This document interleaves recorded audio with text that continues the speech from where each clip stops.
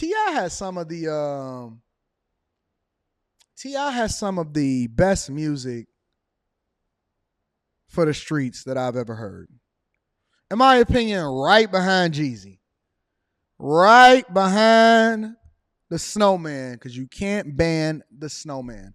I believe that T.I. has some of the greatest songs that came out of the South. Real talk. I'm not a fan of T.I. The person. Let me revise that. I'm not a fan of T.I. the comedian. I'm not a fan of T.I. the comedian. I think that he's a horrible comedian. I am a fan of T.I. the musician. I'm not a fan of T.I. and the way that he projects how we're supposed to raise our children. I am a fan of T.I. the businessman. You catch my drift? What that means is that we evaluate everything based off of its own merits. If somebody comes in and they present you some information, then you evaluate the information. You don't necessarily take into consideration the person that you don't like. You evaluate the information. You argue the point. We don't use ad hominems. And just because you don't necessarily like how somebody did something on this front doesn't mean that you can't evaluate them and say, yeah, they made a good play. I love the businessman. I may not necessarily like the father. You see what I'm saying? A lot of people don't like Oprah. They don't like what it is that she came up off of as far as these feminist narratives. But I'd be a fool to not understand how Oprah was able to leverage her celebrity in order to continue to parlay that into being a billionaire. You see what I'm saying? You may not like Oprah, the Maui resident, but you got to respect Oprah, the business person that built an entire network. So you got to be able to take the meat and spit out the bones. Don't always look at the person to determine whether or not you're going to take information from them. Look at the argument to determine whether or not you should disqualify them from having a conversation. But T.I. recently pulled up on some people, I guess down there in the ATL shawty, and he has some things to say. Ain't no party until I get straight. My bad, boy. Ain't nobody coming until I get straight. Ain't nobody getting nothing until I get straight. You want to see it? You want to show it to him or should I? Yeah, the fly with me and my son on it. Somebody show it to him. Somebody show it to him. Oh, okay,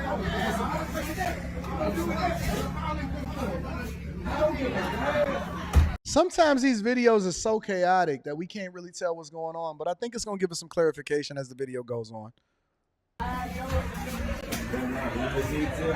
Huh?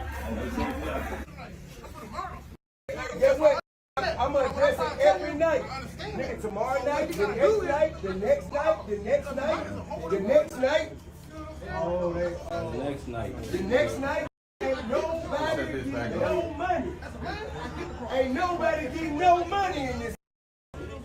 T.I. walked up on them boys up in that spot and them promoters, and he said, nobody in here is getting no money in this joint as a result of using my name, my face, my son's face on this flyer in order to get people in this club with false promotion. And guess what? I 100% agree. I think that we are in an interesting time because it's very difficult to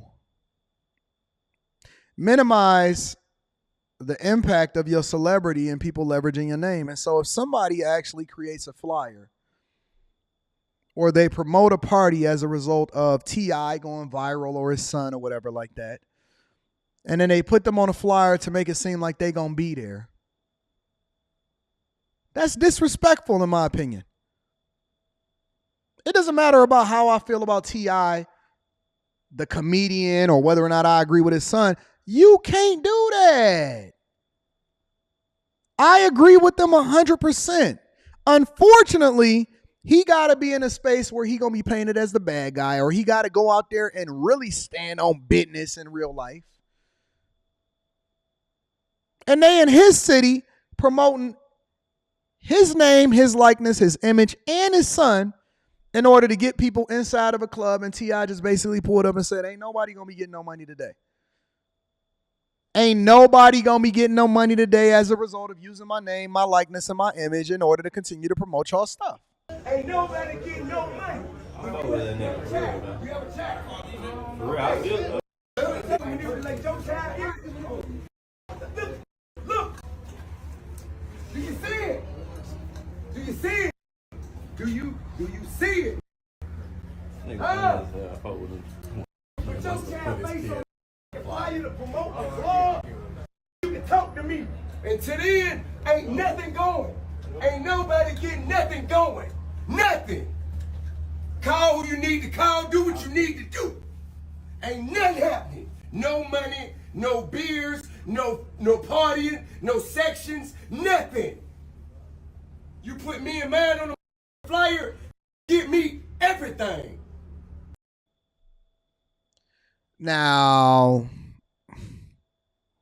let me tell you something.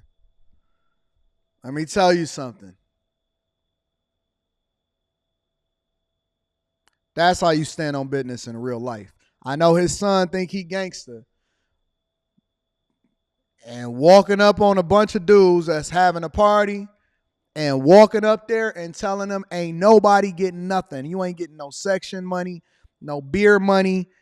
I want everything. I want the money. I want the cars. I want the clothes. I want the hoes. Shea Butter, you said I wouldn't even have showed up. I would have just sued. Now, that's the part that I want to have a conversation about, right? That's the part I want to have a conversation about.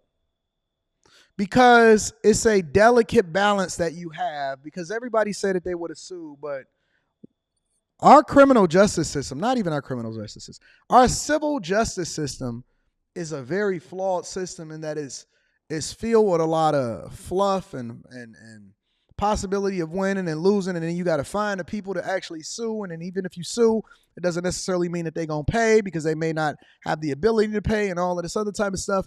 It's a tricky game to be in once you start getting money, and whether or not you want to start leveraging those resources in order to go after the people that's using you in a negative way and trying to promote their own stuff in order to continue to run it up. See, I understand where T.I. stand with this, and I don't necessarily think that I'm going to be the type of person to do it the way that he would do it, but I understand his frustration, and I understand where it is that he's standing on business.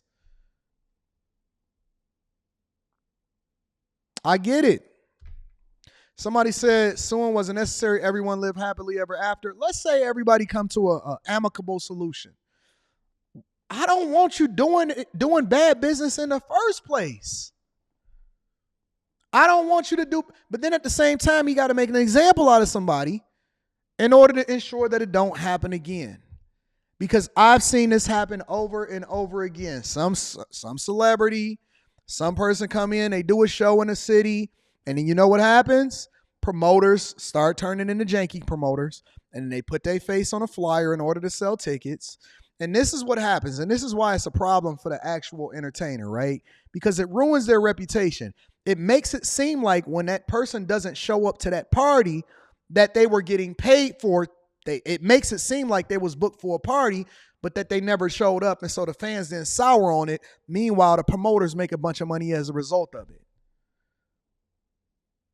You starting to kill your reputation when in reality they never had you booked and they was just using you in order to get a bag in the first place and steal money from the people. This happens all the time. It'd be a promoter coming into town and they say, oh, Drake is coming here or whatever, and his name is on the flyer. And the reality is that he was never booked for that and he was never showing up in the first place. Meanwhile, fans is going to get mad at Drake acting like he just didn't show up or he a diva. And the reality is he was never booked for that in the first place. And so you want to catch 22 because it's like, yo, you want to address it. You don't want people ruining your reputation. You don't want things continuing to go wrong. How do you stand on business? And then at the same time, you got to start deploying lawyers and putting out resources in order to sue people that may not even be getting money and they just janky promoters and they may have just booked a little night spot and they ain't even got no money and I'm supposed to chase them down? It's a catch-22 to be in.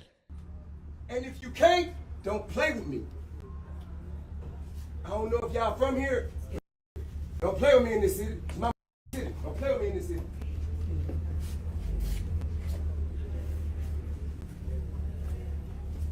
Yo. Yes. Now everybody quiet. Everybody quiet all of a sudden. I'm not upset. I have no emotion. Yeah. What's that, man? Cut the music off. Serve the drink. Dang.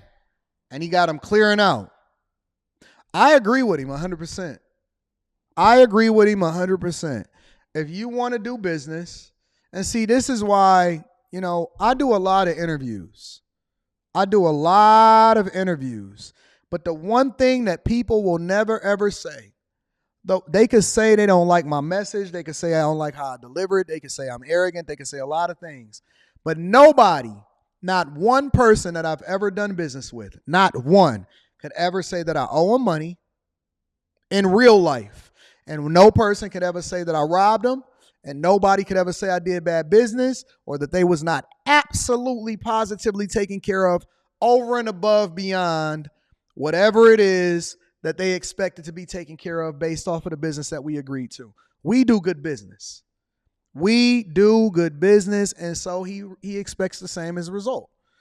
We on time. We take care of business. I fly my people first class to and from. I give them the best hotel rooms. I make sure that they're taken care of. They don't pay for nothing. They don't do anything. They don't lift a finger. They got a driver. They got the best cars. I leverage the S500. Literally, that's why I bought the car. I bought the car from a business perspective in order to get my people to and from the airport and wherever it is that you got your own private driver. As a matter of fact, Lamar Odom went and bought the exact same car that my driver was taking him back and forth in based off of his experience when he flew into Detroit and he did the interview with me. That's a fact. And there is nobody that I've ever done business with that has ever turned me down in order to do business again because they know I'm about my business. And so I think that people have to be above board. They cannot be out here finessing. I agree 100% with what T.I. had to say, and he stood on it.